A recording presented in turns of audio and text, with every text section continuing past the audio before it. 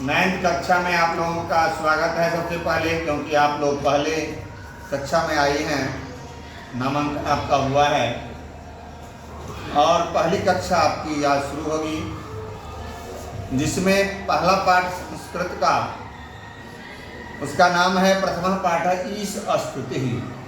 ईश का तात्पर्य क्या है तो बताएंगे। ईश मतलब ईश्वर, ईश का मतलब ईश्वर की स्तुति की गई है इस पाठ में, जिसमें 5 श्लोक हैं, 5 है ना, 5 श्लोक हैं।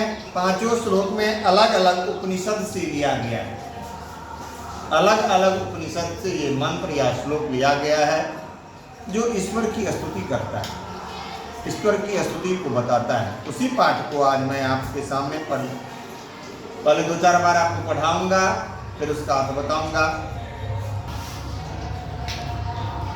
पाठ ईश स्तुति,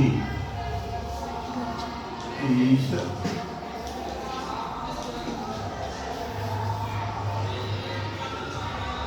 स्तुति। अब ये पाठ हम पढ़ाएंगे। दिया है उपनिषद भगवत गीता गीतां चेति जीवनस्य अभ्युदय। उपनिषदः भगवत गीतां चेति जीवनस्य अभ्युदयाय दीक्षिताः अमूल्याः ग्रन्थाः उपनिषदः अनेकेषां ऋषीणां विचारान् प्रकटयन्ति।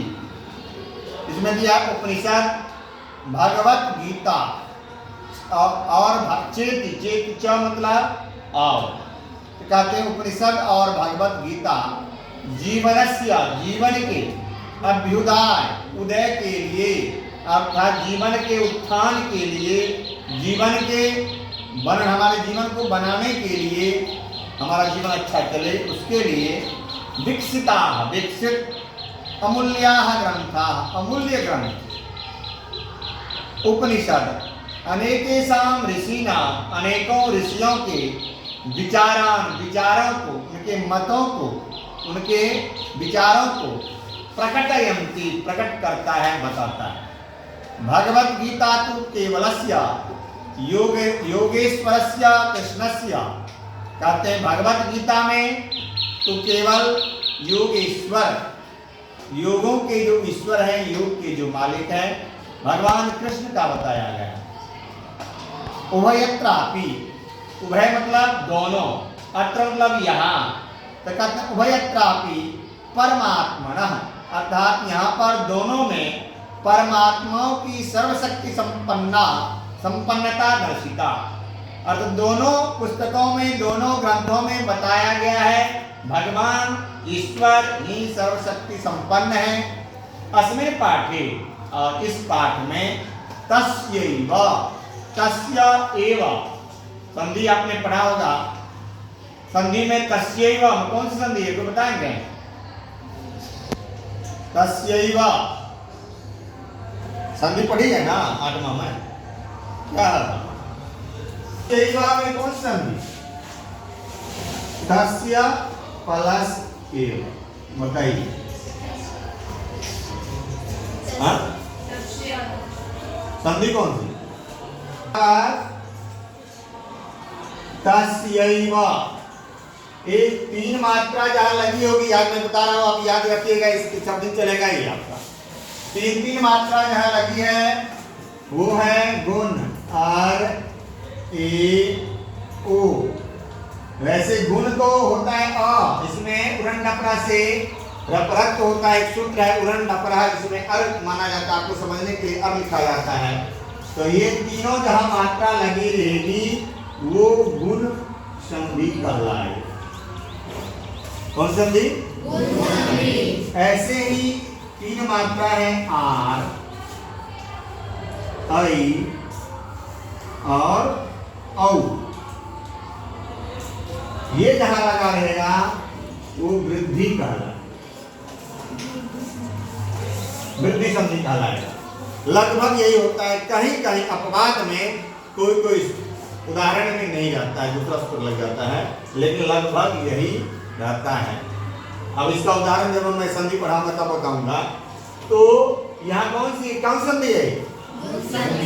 गुण संधि है, वृद्धि संधि है, ऐ की मात्रा है, तस्यैव ऐ है, ए और ऐ में फर्क है, दोनों में अंतर है, तो इस चीज का ध्यान रखना है।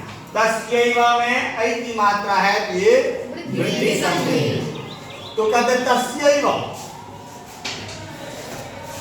अस्मिन् पाठे, इस पाठ में तस्यैव उसका ही, उनका ही, परमेश्वर किनका, परमेश्वर का, भगवान का, ईश्वर का स्तुति ही वर्तते, स्तुति की गई है, प्रार्थना है, प्रार्थना की गई है।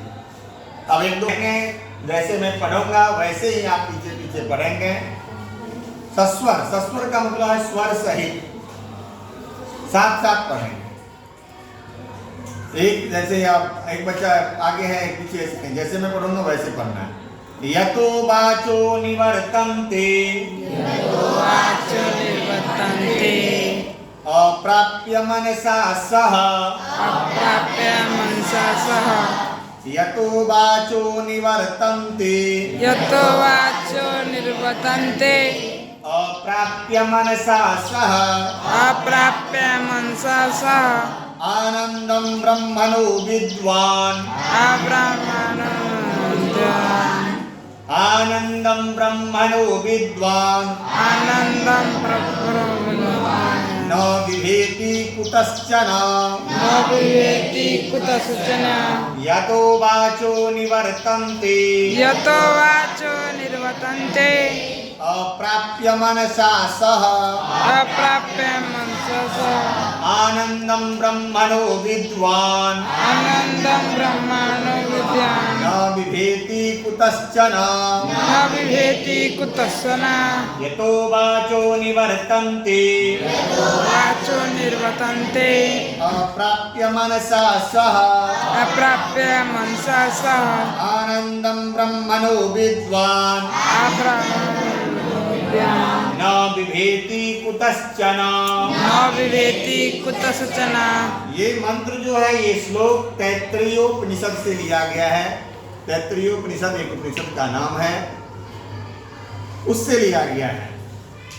यतः वाचो निवर्तन्ते, कहते हैं जहां पर, यतः अर्थात जहां, यत्र मतलब जहां होता है, लेकिन यहाँ यतः का मतलब भी जहां से लिया गया है। यतः जैसा प्रसंग होता है वैसे शब्द का अर्थ बदल जाता है। तो कहते हैं यतो वाचो निवर्तन्ते, अप्राप्य मनसा सह, अप्राप्य बिना प्राप्त किए हुए, मनसा सह, मनसा मनस, मन शब्द है, मनस शब्द है जिसका रूप चलता है मनस, मनांसी। तो ये मनसा जो है तृतीया एक वचन का रूप है, मनसा, मन के साथ। कहते हैं वह वाणी, वाणी, वह वाणी जो, जहां पर जो वाणी मन के साथ ब्रह्मणा ईश्वर को नहीं प्राप्त करता है यदि, तो वह दोनों वाणी मन के साथ लौट जाता है, क्योंकि ईश्वर को जो प्राप्त नहीं करता है। आनंदम ब्रह्मणो विद्वान, लेकिन विद्वान अर्थात जो ब्रह्म को जानता है, जिसके पास ज्ञान है, योगी है जो, तो कहते हैं आनंदम ब्रह्मणो विद्वान, वह विद्वान क्या करता है, न विभेति कुतश्चन, यदि ईश्वर को जान जाता है तब वह किसी से डरता नहीं है। न विभेति, विभेति मतलब डरना, न मतलब नहीं, तो कहते न विभेति कुतश्चन, कुतश्चन मतलब किसी से भी, कहीं पर भी। यदि वो ब्रह्म को जान जाता है, ईश्वर को जान जाता है, तो वह किसी से डरता नहीं है। अब इसके बाद दूसरा श्लोक है, ये भी आप पढ़ेंगे। असतो मा सद्गमय, तमसो मा ज्योतिर्गमय, मृत्योर्मा अमृतं गमय, असतो मा सद्गमय, तमसो मा ज्योतिर्गमय,